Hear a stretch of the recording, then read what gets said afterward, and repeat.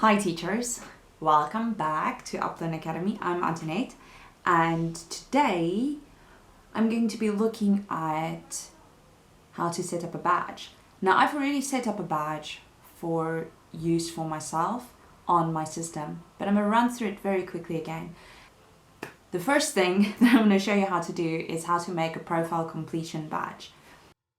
There we go. So inside administration, if you scroll down at the very first tab that says site administration, you're going to find a bunch of things. If you just scroll down, you're going to find badges over here. So the first thing we're going to do is we're going to say manage badges. Now this is going to take us specifically to the badges that are used. No, I don't want to browse list of users. I want to go to badges. My mouse is funky.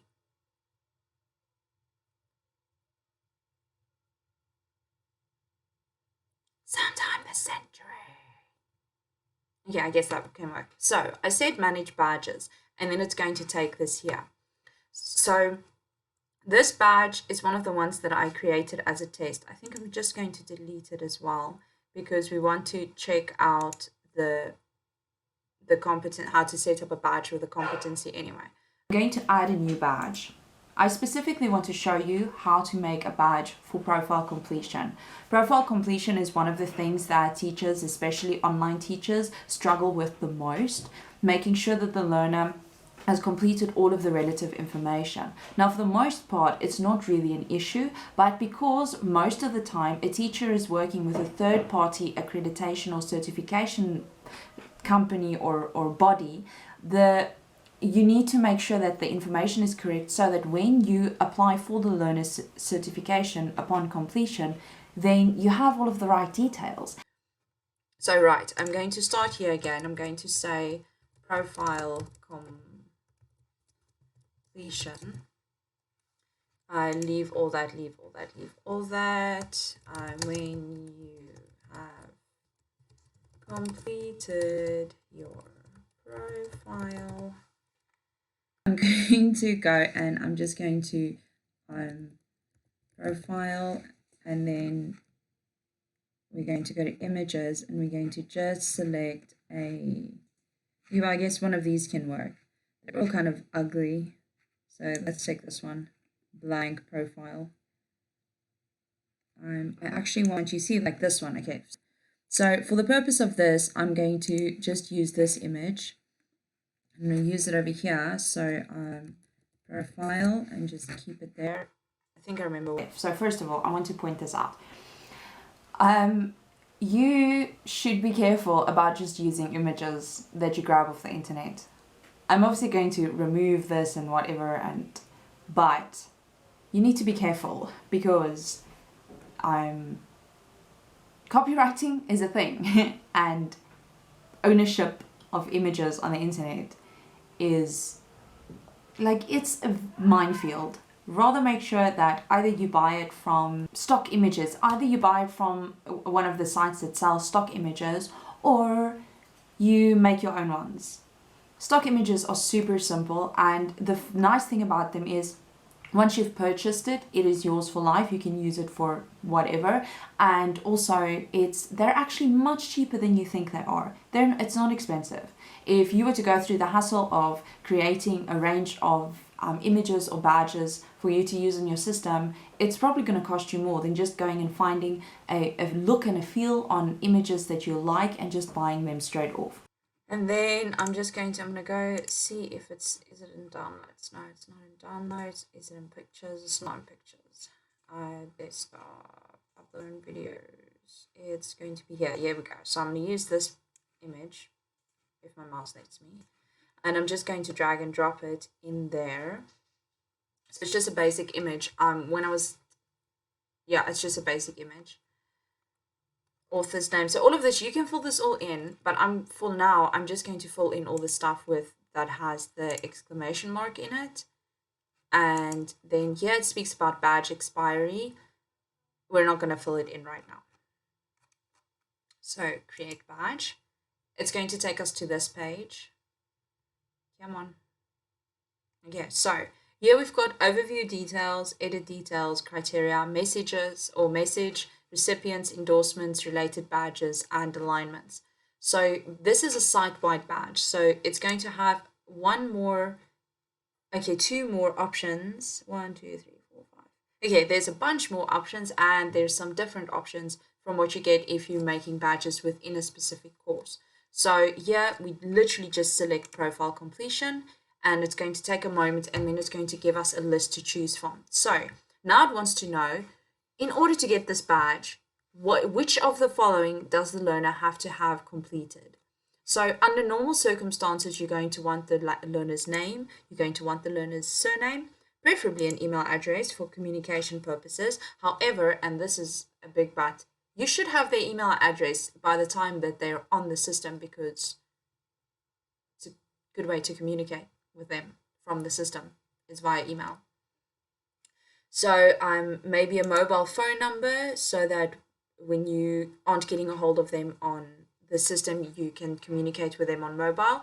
For long distance learners, i.e. learners that are maybe in another country, this is not going to be as useful, but especially if you have local students or students that are close to you, it makes it easier to communicate with them.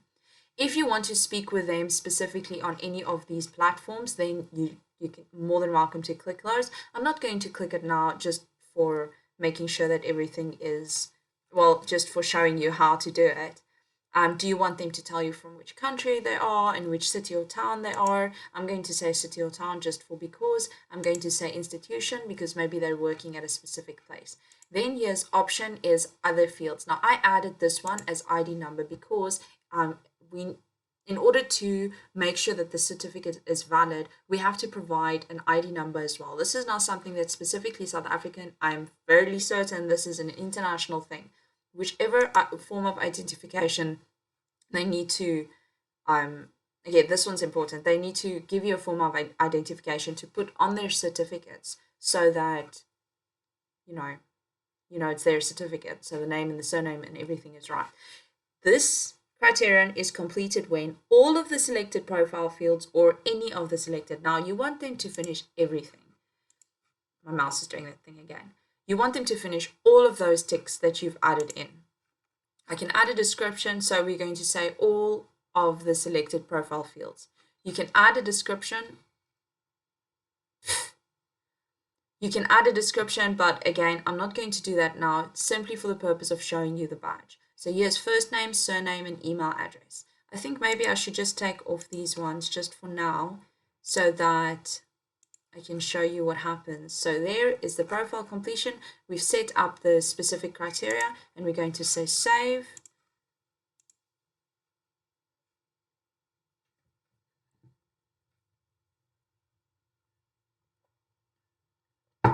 There we go. So the badge is done.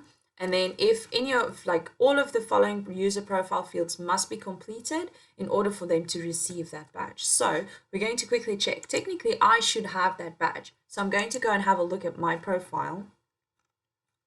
If my mouse doesn't do that thing.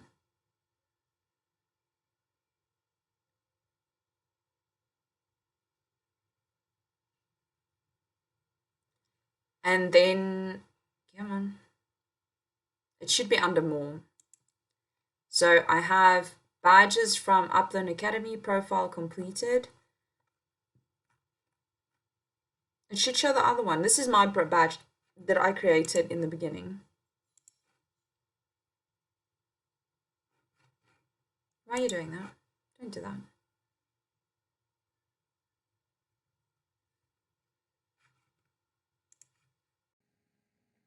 I realized I have that.